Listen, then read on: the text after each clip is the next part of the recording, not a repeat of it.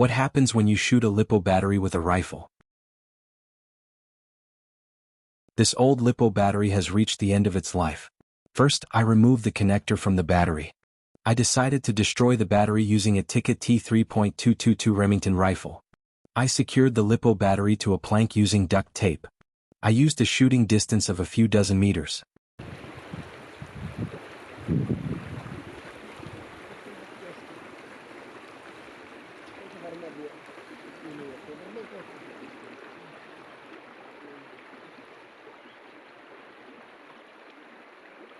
Bullseye. Slow-mo impact.